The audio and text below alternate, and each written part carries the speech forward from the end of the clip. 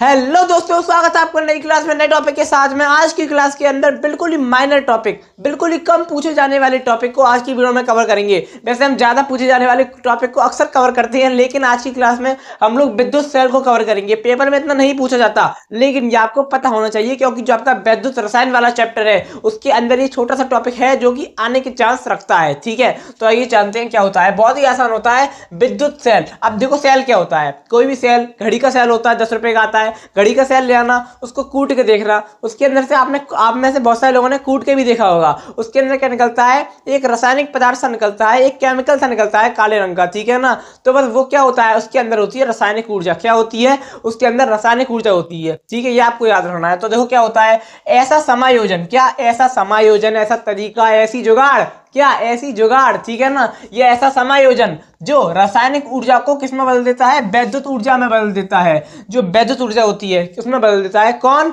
ऐसा समायोजन, ठीक है, जो रासायनिक ऊर्जा को वैद्युत ऊर्जा में बदल देता है उसे हम क्या कहते हैं, वैद्युत सेल कहते हैं। बहुत ही आसान सा होता है।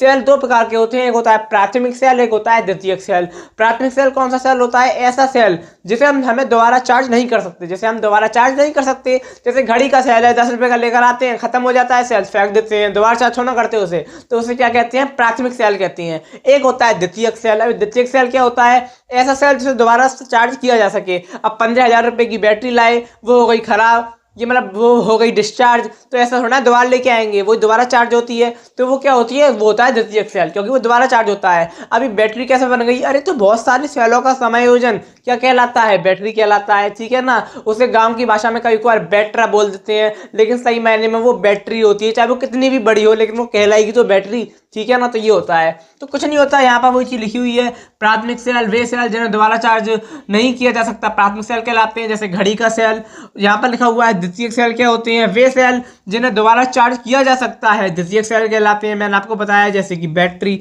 तो ये बहुत ज़्यादा आसान सा टॉपिक है, आपको पता होना चाहिए, इसलिए यहाँ पर क्या करवा दिया है। ठीक है, तो क्या होता है विद्युत सेल, ऐसा समायोजन, ऐसा कैसा, ऐसा समायोजन जो कि रासायनिक ऊर्जा को विद्युत ऊर्जा में बदल देता है, उसे क्या कहते हैं, विद्युत सेल कहते हैं। छोटी सी क्लास रख रहे हैं, ज्यादा आपका टाइम वेस्ट नहीं करते, क्योंकि ये क्लास बहुत ज्यादा आसान, आपको आता होगा, ये टॉपिक इंपॉर्टेंट है, आपके चैप्टर में है, इसलिए हमने करवा दिया है। ठीक है, अब मैं आपको बोलूंगा एक और नई क्लास में नए टॉपिक के साथ में। देखो जो आपका विद्युत रसायन वाला चैप्टर है उसके अंदर कुछ न्यूमेरिकल भी आ जाते हैं, उन न्यूमेरिकल पर भी हम अगली क्लास में बात करेंगे। ठीक है, ज्यादा कठिन न्यूमेरिकल नहीं होते, बस आपको तरीका आना चाहिए करने का। ठीक है, तो अब मैं आपको मिलूंगा एक और नई क्लास में नए टॉपिक के साथ में। तब तक के लिए जय हिंद, जय भारत।